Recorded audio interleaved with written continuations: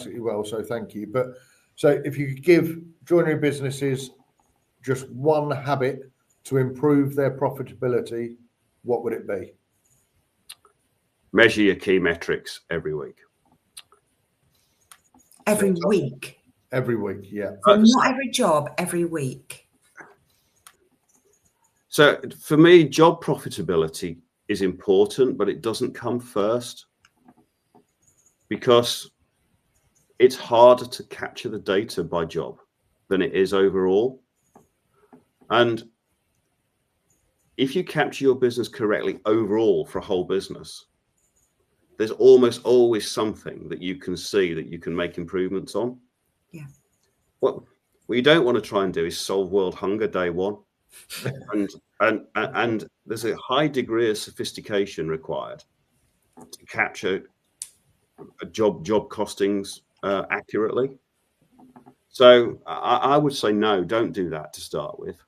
Let's work on that 12 months down the line or 18 months down on the line when we've done the easy stuff. Yeah. And the number one number that every business owner should check weekly? I think it's that cash flow forecast, because if your committed outgoings are more than your cash in the bank, you've got a real problem.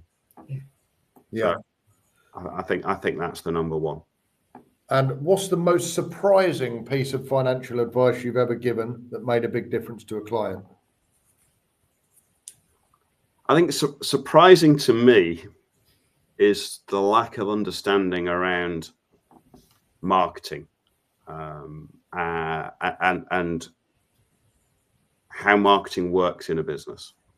So too many of my clients and the industry as a whole, kind of their idea of marketing is to stare really hard at the phone and hope it's going to ring.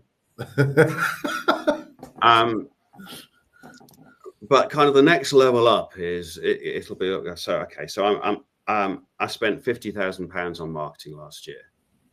That's a huge amount of money, and it really hurts me. But the question I will then ask is, well, how much revenue did that generate? And their answer is, I don't know.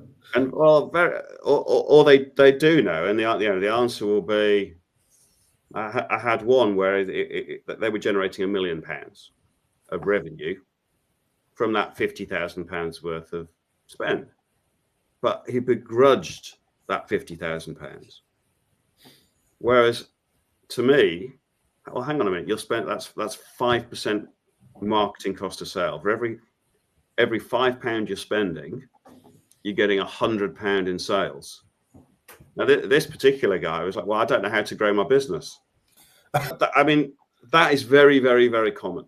Yeah. And I think that it's surprising to me that people don't understand that in order to grow your business, you have to invest in sales and marketing, and you have to do it wisely, and you do it step by step, and you don't double the spend. You figure out what's working and what isn't, and you test and learn, and you grow incrementally.